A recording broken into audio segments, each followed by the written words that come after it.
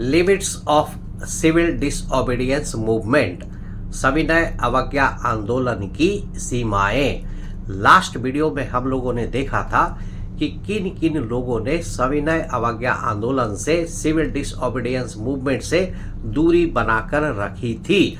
इसी को limit of civil disobedience movement कहते हैं। 1934 सिविल डिसओबीडियंस मूवमेंट। इस सिविल डिसओबीडियंस मूवमेंट में हम लोगों ने देखा था कि सोसाइटी के दो इम्पॉर्टेंट कम्युनिटी ने सिविल डिसओबीडियंस मूवमेंट से दूरी बनाकर रखी थी। नंबर 1, अनटचेबल्स, डिप्रेस्ड क्लास, जिसे कि आज के समय में हम लोग शेड्यूल कास्ट के नाम से जानते हैं, और number 2, Muslim community. Last video में हम लोगों ने देखा था कि किस प्रकार से यह जो अनटचेबल्स थे, जिन्होंने कि अपने आप को दलित या ऑप्रेस्ड क्लास कहना शुरू कर दिया था, इस डिप्रेस्ड क्लास ने किस प्रकार से सिविल डिसओबीडियंस मूवमेंट से दूरी बनाई थी। कांग्रेस ने लंबे समय तक दलितों के ऊपर ध्यान नहीं दिया और उनकी समस्याओं के ऊपर ध्यान नहीं दिया, परंतु हम देखते हैं कि महात्मा गांधी ने दलितों के लिए काफ़ी जोर शोर से प्रयास किया था और उनके लिए इक्वल राइट्स के लिए आवाज़ उठाई थी। महात्मा गांधी ने इन दलितों को हरिजन कहा, हरिजन, चिल्ड्रंस ऑफ गॉड, ईश्वर की संतान, और इनके लिए उन्होंने आवाज़ उठाई थी। महात्मा गांधी ने दलितों के लिए मंदिर में प्रवेश, entry into the temple, roads, तालाब, पब्लिक वेल्स या फिर और भी जो पब्लिक फैसिलिटीज थी, सार्वजनिक सुविधाएं थी, उनके यूज के लिए यह लोग भी इनको यूज कर सके, इसके लिए आवाज़ उठाई थी। और इन सभी बातों के लिए महात्मा गांधी ने सत्याग्रह आंदोलन भी चलाया था। महात्मा गांधी ने मैला ढोने वालों को, जो कि टॉयलेट साफ करते हैं, गंदगी साफ करते हैं, जिन्हें कि भंगी या स्वीपर भी कहते हैं, इनको समाज में प्रतिष्ठा, मान सम्मान दिलाने के लिए, इक्वल राइट दिलाने के लिए खुद ही स्वयं ही महात्मा गांधी ने टॉयलेट को साफ करना शुरू किया। गांधी जी ने अस्पृश्यता को, छुआछूत को एक अभिशाप कहा। अनटचेबिलिटी इज अ सिन। उन्होंने हिंदू जाति के हायर कास्ट के लोगों से यह अपील की कि वे अपना हृदय परिवर्तन करें और इस छुआछूत, अस्पृश्यता को, अनटचेबिलिटी को दूर करें। महात्मा गांधी का कहना था कि सही अर्थों में स्वराज यानी आज़ादी की प्राप्ति तब तक नहीं हो सकती है जब तक कि समाज से अस्पृश्यता, अनटचेबिलिटी, छुआछूत समाप्त नहीं हो जाती है। स्वराज की प्राप्ति बिना अनटचेबिलिटी को दूर किए 100 साल तक भी प्राप्त नहीं की जा सकती है। परंतु दलित इन सभी प्रयासों से इतने खुश नहीं थे। धीरे धीरे दलित जो है संगठित होने लगे, ऑर्गेनाइज्ड होने लगे, और हम देखते हैं कि बाबा साहेब भीमराव अंबेडकर, जिन्हें कि डॉक्टर BR अंबेडकर भी कहते हैं, उनके लीडरशिप में यह लोग ऑर्गेनाइज होने लगे। और 1930 में, 1930 में डॉक्टर BR अंबेडकर ने डिप्रेस्ड क्लास एसोसिएशन, एक एसोसिएशन बनाया और इसके माध्यम से उन्होंने दलितों के लिए आवाज़ उठानी शुरू की। डॉक्टर BR अंबेडकर को हम लोग संविधान निर्माता के रूप में भी जानते हैं। डॉक्टर BR अंबेडकर ने भारतीय कॉन्स्टिट्यूशन के निर्माण में महत्वपूर्ण भूमिका निभाई थी। हम देखते हैं कि डॉक्टर BR अंबेडकर और महात्मा गांधी के बीच में एक अच्छा खासा विवाद हो गया था, जैसा कि इन दलित वर्गों की मांग थी कि इन्हें एजुकेशन इंस्टीट्यूशंस में, शिक्षा में रिजर्वेशन दिया जाए, और साथ साथ जो सेंट्रल लेजिस्लेटिव असेंबली है या जो प्रोविंशियल लेजिस्लेटिव असेंबली है, उस समय भारत में जो ब्रिटेन की पार्लियामेंट होती थी सेंट्रल लेवल पर, और प्रोविंशियल लेवल पर प्रांतों में, राज्यों में जो लेजिस्लेटिव असेंबली होती थी, उसमें दलित जो है सेपरेट इलेक्टोरेट की मांग कर रहे थे। सेपरेट इलेक्टोरेट, सेपरेट इलेक्टोरेट का मतलब होता है कि उस एरिया से सिर्फ दलित जाति के ही लोग खड़े होंगे और उस एरिया में रहने वाले सिर्फ दलित लोग ही वोट देंगे। उस एरिया में रहने वाले अन्य जाति के लोग वोट नहीं देंगे। इस बात पर महात्मा गांधी और B.R. अम्बेडकर के बीच में काफ़ी तीखा बहस हो जाता है, विवाद हो जाता है। दलितों का, डिप्रेस्ड क्लास का यह मानना था कि इलेक्शन लड़कर और उसमें जीतकर जब यह लेजिस्लेटिव काउंसिल में, चाहे वह सेंटर की हो या फिर स्टेट की, इसमें जब वह जीत कर पहुंचेंगे तो इनके पास सत्ता होगी, पावर होगी और इस सत्ता और पावर से ही वह अपने सामाजिक पिछड़ेपन, सोशल बैकवर्डनेस को दूर कर पाएंगे। महात्मा गांधी इस सेपरेट इलेक्टोरेट की व्यवस्था के खिलाफ थे। हालांकि अंग्रेजों ने इस सेपरेट इलेक्टोरेट की व्यवस्था को मान लिया था, परंतु महात्मा गांधी ने इसके विरुद्ध में आमरण अनशन, भूख हड़ताल, फास्ट अनटू डेथ स्टार्ट कर दिया। बाद में हम देखते हैं कि B.R. अम्बेडकर और महात्मा गांधी के बीच में एक समझौता होता है। इसी ऐतिहासिक समझौते को पूना पैक्ट, पूना समझौता 1932 पूना समझौता, पूना पैक्ट कहते हैं। इसमें यह स्वीकार कर लिया जाता है, एक्सेप्ट कर लिया जाता है कि दलितों के लिए सेपरेट इलेक्टोरेट की व्यवस्था नहीं होगी, बल्कि इसके जगह पे रिजर्व्ड व्यवस्था होगी, रिजर्व्ड कॉन्स्टिट्यूएंसी होगी। अर्थात दलितों के लिए सीट रिजर्व होगा और जिस एरिया से दलित लड़ेंगे उस एरिया में रहने वाले सभी लोग वोट, मतदान देंगे, जैसा कि आज के टाइम में, प्रेजेंट टाइम में होता है। तो इस प्रकार से हम देखते हैं कि सेपरेट इलेक्टोरेट की जगह एक जनरल इलेक्टोरेट, रिजर्व्ड कॉन्स्टिट्यूएंसी की व्यवस्था की जाती है और दलितों के लिए सीट रिजर्व किया जाता है। महात्मा गांधी का मानना था कि अगर दलितों को सेपरेट इलेक्टोरेट की व्यवस्था की जाएगी तो इससे दलित भारतीय समाज में कभी इंटीग्रेट, एकीकरण, यूनाइटेड नहीं हो पाएगा और दलित भारतीय समाज से अलग थलग पड़ जाएंगे।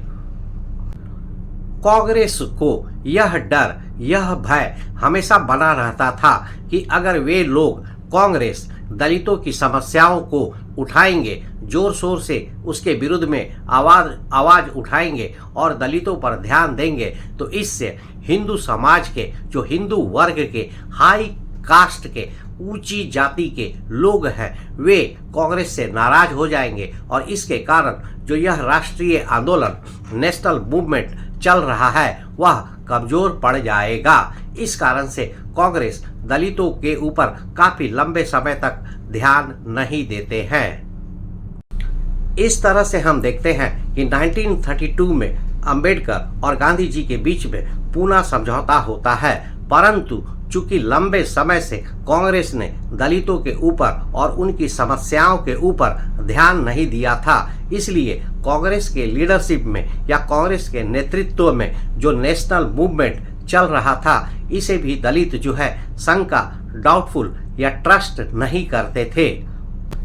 इन लोगों ने संगठित होकर अपने ऑर्गेनाइजेशन भी बना लिए थे, जैसा कि हम लोगों ने देखा कि B.R. अम्बेडकर ने 1930 में डिप्रेस्ड क्लास एसोसिएशन की स्थापना की थी। यह दलित वर्ग नागपुर और महाराष्ट्र के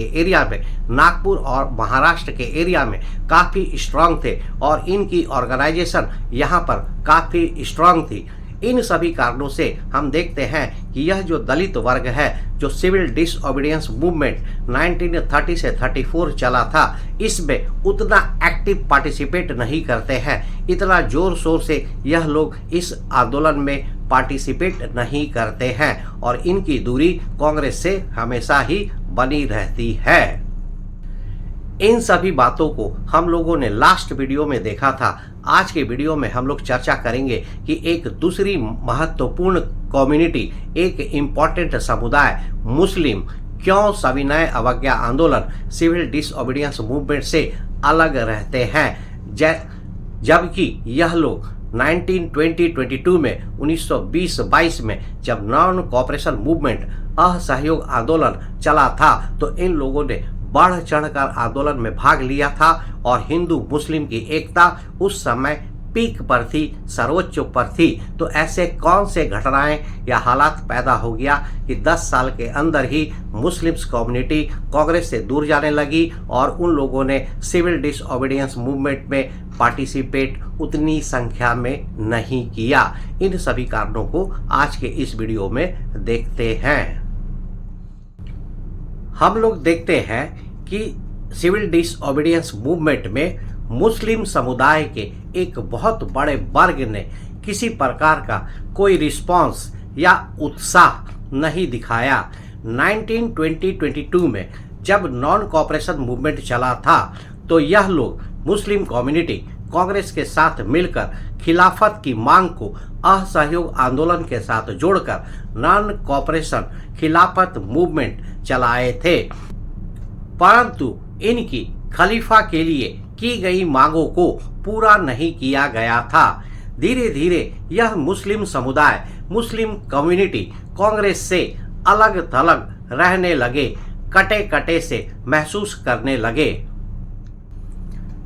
1920 के मध्य में, 1920s के मिडिल में हम देखते हैं कि कुछ हिंदू धार्मिक संप्रदाय जैसे ऑर्गेनाइजेशन, हिंदू रिलीजियस ऑर्गेनाइजेशन उभर कर सामने आ रहे थे, जैसे कि हिंदू महासभा, कांग्रेस की नजदीकियां इन हिंदू धार्मिक संगठनों के प्रति नजदीकियां बढ़ रही थी और कांग्रेस इन हिंदू धार्मिक ऑर्गेनाइजेशंस के जैसे कि हिंदू महासभा के नजदीक आ रही थी।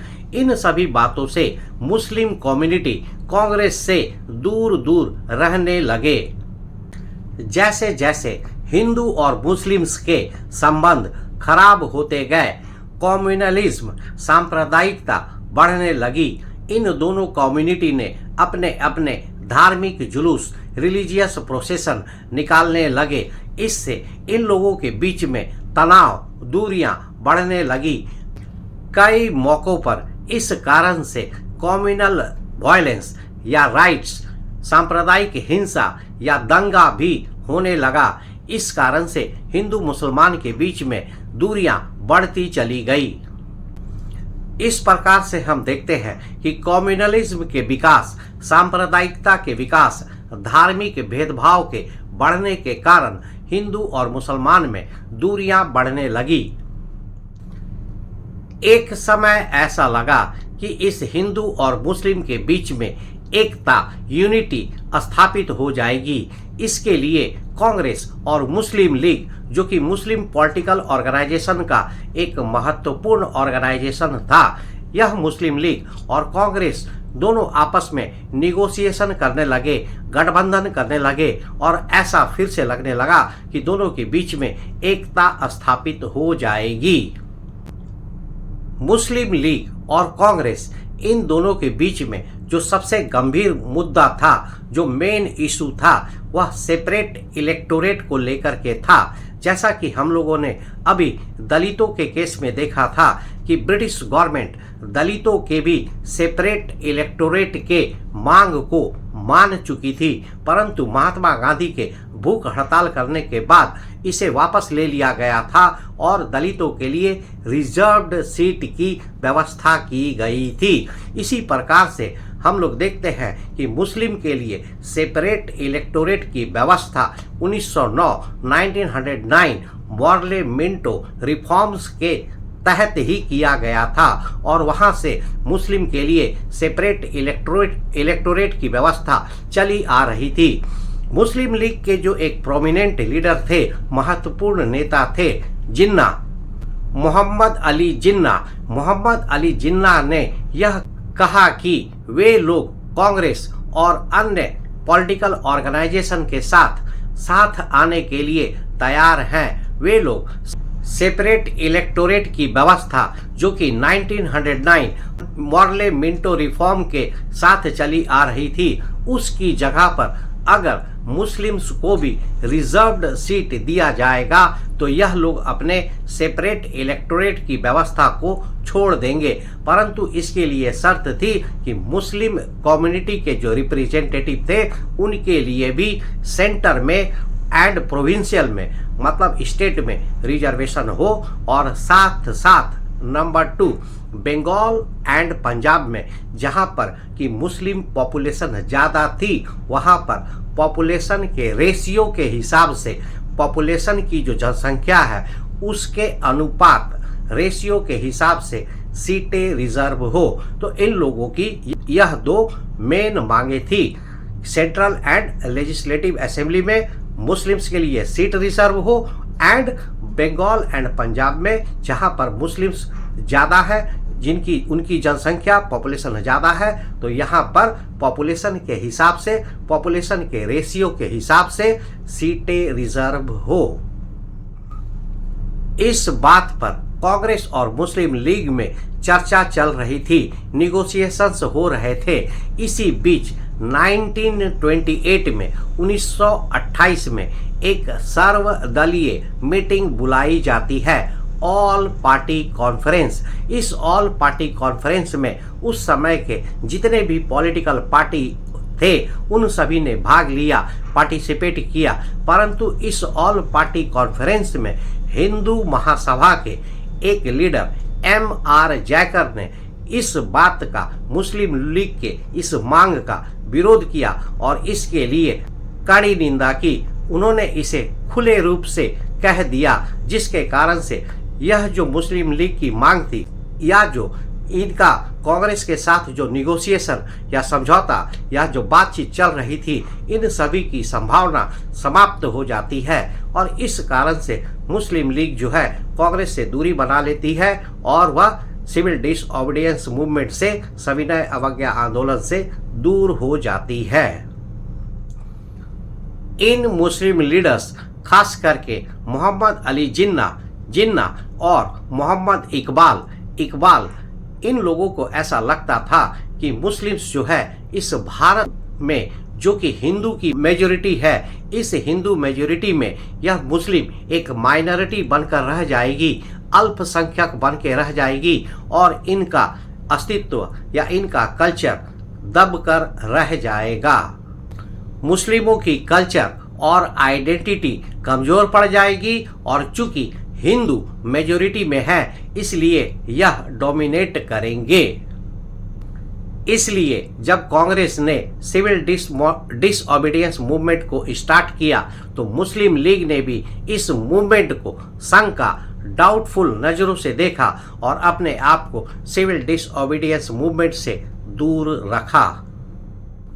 हम देखते हैं कि 1928 में जो सर्वदलीय सम्मेलन ऑल पार्टी कॉन्फ्रेंस हुआ था, उसमें जब हिंदू महासभा के M.R. जैकर ने खुले रूप से मुस्लिम लीग के सेपरेट इलेक्टोरेट की मांग की निंदा की थी, जिसके बाद से कांग्रेस और मुस्लिम लीग के बीच में किसी प्रकार के समझौते और निगोशिएशन की संभावना समाप्त हो गई थी। आने वाले समय में धार्मिक आधार पर, कम्युनलिज्म के बढ़ने पर, सांप्रदायिकता के विकास होने पर हिंदू और मुस्लिम के बीच में दूरियां बढ़ने लगी। ये अपने अपने धार्मिक जुलूस निकालने लगे और कई मौकों पर शहरों में दंगे, फसाद, हिंसा, वायलेंस एंड राइट भी होने लगे। 1930 के मुस्लिम लीग के सेशन में मुस्लिम लीग भी कांग्रेस की तरह प्रत्येक साल अपना सेशन अलग अलग शहरों में करती थी। तो 1930 के मुस्लिम लीग के सेशन में मोहम्मद इकबाल ने मुस्लिमों के लिए सेपरेट इलेक्टोरेट की मांग पर जोर दिया और उन्होंने इसे अल्पसंख्यक मुसलमानों, माइनॉरिटी मुस्लिम के लिए जरूरी बताया। ऐसा माना जाता है कि मुस्लिम लीग के इस सेशन में जो मोहम्मद इकबाल ने सेपरेट इलेक्टोरेट की मांग की थी, इसी जगह से, इसी कारण से बाद में आने वाले समय में मुस्लिमों के लिए एक अलग देश पाकिस्तान की मांग उठी थी। तो 1930 के इसी भाषण को पाकिस्तान के निर्माण का आधार माना जाता है। ऐसा माना जाता है कि एक नए देश पाकिस्तान के निर्माण की बात सबसे पहले इसी मुस्लिम लीग के सेशन से उठी थी। इस तरह से हम देखते हैं कि मुस्लिम लीग के उस समय दो बड़े प्रोमिनेंट लीडर थे, मोहम्मद अली जिन्ना, जिन्हें कि जिन्ना के नाम से भी जानते हैं, और मोहम्मद इकबाल। भारत की आज़ादी के बाद भारत दो स्वतंत्र राष्ट्रों में, टू इंडिपेंडेंट नेशन में विभाजित हो गया था, डिवाइडेड हो गया था, भारत और पाकिस्तान। इसी पाकिस्तान के पहले गवर्नर जनरल मोहम्मद अली जिन्ना बने थे। बहुत लोगों को यह कंफ्यूजन है, प्रधानमंत्री नहीं, गवर्नर जनरल बने थे। पाकिस्तान के पहले प्रधानमंत्री का नाम लियाकत अली खान था। यह गवर्नर जनरल का पोस्ट ब्रिटिश भारत में भी भारत के लिए सबसे टॉप का पोस्ट होता था। पाकिस्तान ने इसी परंपरा को जारी रखा और मोहम्मद अली जिन्ना गवर्नर जनरल पाकिस्तान के पहले बने, स्वतंत्र पाकिस्तान के, इंडिपेंडेंट पाकिस्तान के। और लियाकत अली खान पाकिस्तान के पहले प्रधानमंत्री थे।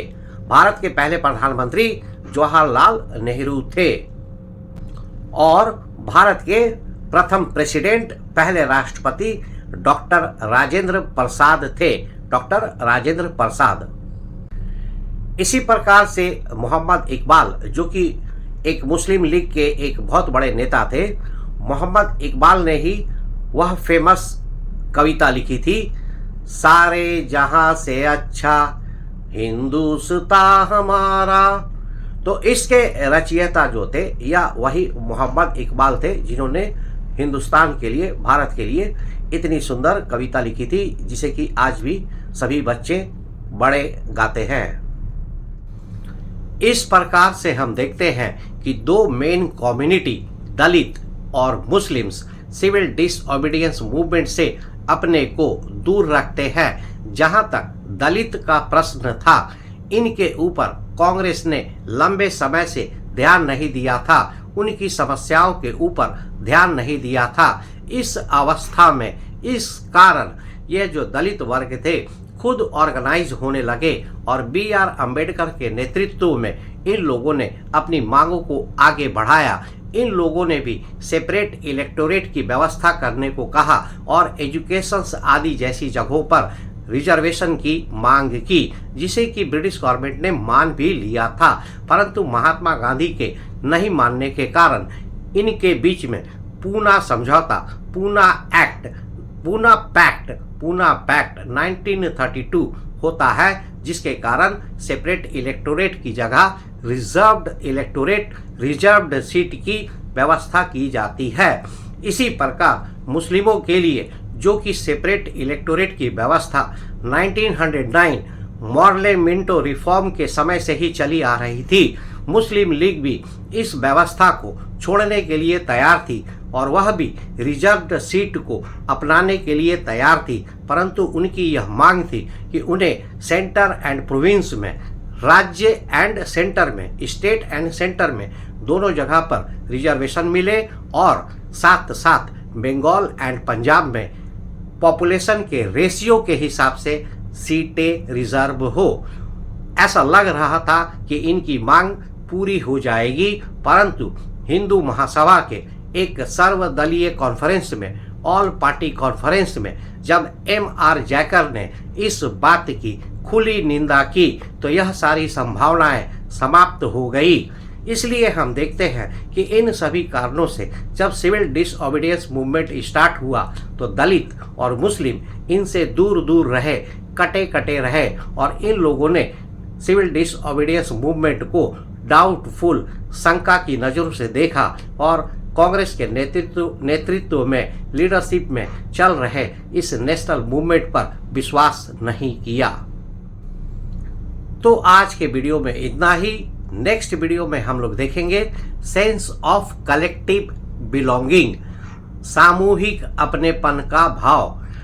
हम लोग यह देखेंगे कि इतने तनाव के बीच में, इतने विरोध के बीच में, और जिस तरह से यह नेशनल मूवमेंट चल रहा था, इन सभी में किस तरह से एक कलेक्टिव बिलोंगिंग, सामूहिक अपनापन, यानी कि आप जिसे कि नेशनलिज्म या राष्ट्रवाद या देशभक्ति भी कह सकते हैं, का कैसे विकास होता है, लोगों में किस प्रकार से देश के लिए भक्ति का विकास होता है और किस तरह से लोग आज़ादी की ओर आगे बढ़ते हैं। तो इन सभी बातों पर चर्चा करेंगे नेक्स्ट वीडियो में। तो आज के वीडियो में इतना ही, मिलते हैं नेक्स्ट वीडियो में। तब तक के लिए थैंक यू, धन्यवाद, जय हिंद।